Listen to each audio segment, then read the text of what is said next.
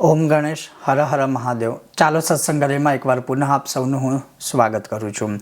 વૈશાખ કૃષ્ણ 11 એટલે કે વૈશાખ કૃષ્ણ એકાદશી, જેને આપણે અપરા એકાદશી કહીએ છીએ. ઘણી જગ્યાએ એને સ્માર્ત એકાદશી કહેવાય છે. ઓડિશાની અંદર એને જલક્રીડા એકાદશી કહે છે અને પંજાબમાં એને ભદ્રકાલી એકાદશી તરીકે ઉત્સવ તરીકે મનાવવામાં આવે છે. પણ મૂળરૂપે આ એકાદશીનું મહત્ત્વ શું છે, જે ભગવાન શ્રી કૃષ્ણએ યુધિષ્ઠિર રાજાને જણાવ્યું હતું, એ આજે હું તમને એને સંપૂર્ણ મહાત્મ્ય જે છે, મહત્ત્વ છે, હું તમને શ્રવણ કરાવીશ. જો તમને આ વિષય વિડીયો પસંદ આવે, લાઇક કરજો, શેર કરજો અને ચેનલ પર નવા હોય તો સબસ્ક્રાઈબ કરીને ઘંટીનું ચિહ્ન દબાવજો. તો ચાલો સત્સંગ શરૂ કરીએ. ભગવાને કીધું કે અપરા નામ રાજેન્દ્ર અપાર ફલદાયિની લોકે પ્રસિદ્ધતામ યાતિ અપરામ યસ્તુ સેવતે. આનું મહત્વ શું છે? તો સૌથી પહેલાં તો યુધિષ્ઠિર ભગવાન શ્રી કૃષ્ણને પ્રશ્ન પૂછે છે કે જે રીતે તમે બધી જ એકાદશીઓનું મહાત્મ્ય અને બધું વ્રત કથા બધું તમે મને શ્રવણ કરાવો છો, એ જ રીતે જે વૈશાખ મહિનાની કૃષ્ણ પક્ષની એકાદશી આવે એનું મહત્વ શું છે, એનું નામ શું છે? ત્યારે ભગવાન બોલ્યા કે હે યુધિષ્ઠિર, હે રાજન, લોકોના કલ્યાણ માટે તમે ઉત્તમ પ્રશ્ન પૂછ્યો છે. માટે વૈશાખ મહિનાની જે કૃષ્ણ એકાદશી છે એનું નામ અપરા એકાદશી છે. કેમ? તો કે અપરા નામ રાજેન્દ્ર અપાર ફલદાયિની. જેનું નામ અપરા છે કારણ કે એનું જે ફળ છે એ અપાર છે. અપાર ફલદાયિની, અપાર ફળ આપવા વાળું છે.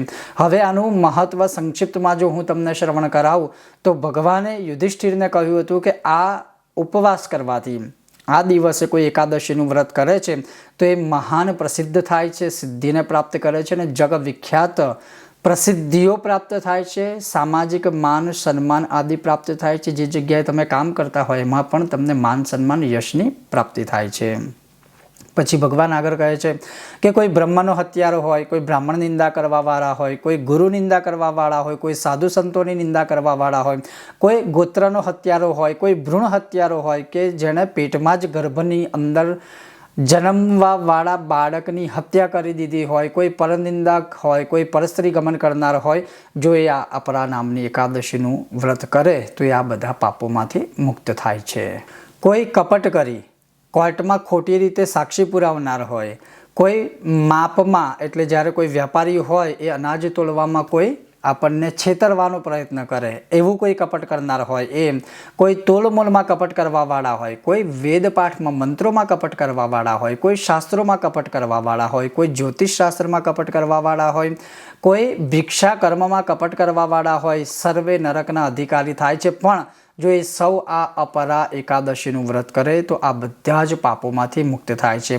કોઈ શિષ્ય પોતાના ગુરુની નિંદા કરવાવાળું હોય, કોઈ શિવની નિંદા કરવાવાળું હોય, કોઈ વિષ્ણુની નિંદા કરવાવાળું હોય, કોઈ શિષ્ય પોતાના ગુરુની સાથે વિદ્યારૂપી કોઈ પણ પ્રકારનું કપટ કરે તો એ નરકમાં પડે. પણ જો એ આ અપરા એકાદશીનું વ્રત કરે તો એ પાપમાંથી મુક્ત થાય છે. જે રીતે ભગવાને કહ્યું કે કાર્તિક પૂર્ણિમામાં પુષ્કર તીર્થમાં સ્નાન કરવાનું મહત્વ છે, મકર સંક્રાંતિનું પ્રયાગમાં માઘ સ્નાનનું મહત્વ છે, કાશીમાં શિવરાત્રિએ કરેલા ઉપવાસનું ફળ પ્રાપ્ત થાય, ગયામાં પિંડદાન કરવાથી જે ફળ પ્રાપ્ત થાય, સિંહસ્થ ગુરુમાં એટલે કે કુંભના મેળામાં ગોદાવરીનું સ્નાન કરવાથી જે ફળ પ્રાપ્ત થાય, કુંભના મેળામાં કોઈ કેદારનાથ જાય અને એની યાત્રા કરવાથી જે ફળ પ્રાપ્ત થાય, કેદારનાથ ભગવાનની દર્શન કરવા માત્રથી, પ્રદક્ષિણા કરવા માત્રથી જે ફળ પ્રાપ્ત થાય, કોઈ બદ્રીનાથ કે બદ્રિકાશ્રમમાં જાય અને યાત્રા કરે અને ત્યાં જઈને તીર્થનું જે ફળ પ્રાપ્ત થતું હોય એ ફળ, કોઈ સૂર્યગ્રહણના દિવસે કુરુક્ષેત્રમાં જાય અને ત્યાં જઈને સ્નાન કરે એનું ફળ,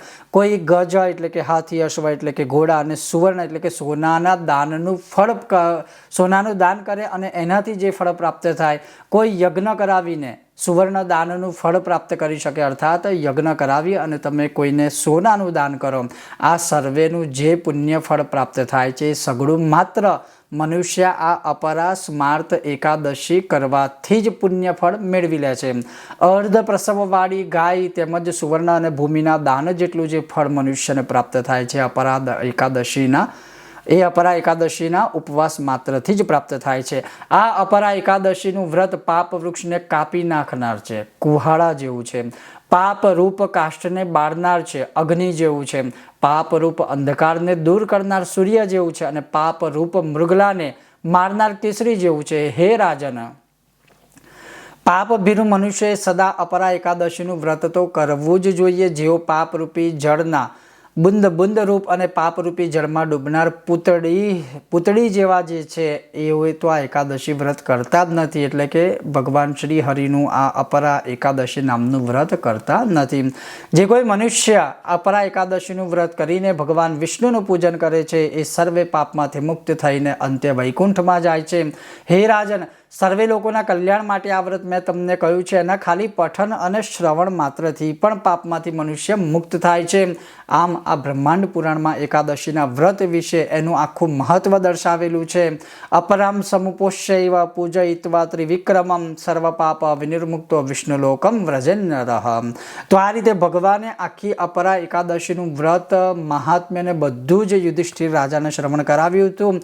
હવે આ વ્રત કરવું કેવી રીતે? તો એ જે રીતે એકાદશીઓના મહાત્મ્યમાં પહેલાં જ ભગવાને કહ્યું છે કે દશમીની સાંજથી દશમીની રાત્રિથી એકદમ સાત્વિક ભોજન કરવું, ભૂમિશયન કરવું. પછી એકાદશીએ આખો દિવસ ફક્ત ફળોનો આહાર એટલે કે ફળાહાર કરવો.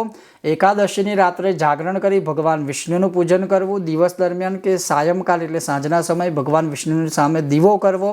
અને જે સત્કર્મ હોય, સારા સારા નિયમો હોય, નિયમો ગ્રહણ કરવા.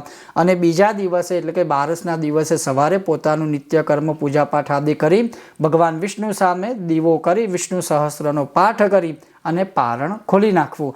આ રીતે એકાદશીનું વ્રત કરી શકાય. પણ એમાં અપરા એકાદશી, સ્માર્ત એકાદશીનું જે મહત્વ છે એ મેં તમને શ્રવણ કરાવ્યું, જે ભગવાન શ્રી કૃષ્ણએ યુધિષ્ઠિર રાજાને શ્રવણ કરાવ્યું હતું. આ હતો આજનો સત્સંગ. જો તમને આ સત્સંગ વિશે વિડીયો પસંદ આવ્યો હોય તો લાઇક કરજો, શેર કરજો, અને ચેનલ પર નવા હોય તો સબસ્ક્રાઈબ કરીને ઘંટીનું ચિહ્ન દબાવજો. ખૂબ જ જલ્દી આપણે મળીશું નવા વિષયના વિડીયો સાથે. તમે જોતા રહો ચાલો સત્સંગ કરીએ મારી સાથે. ઓમ ગણેશ હર હર મહાદેવ.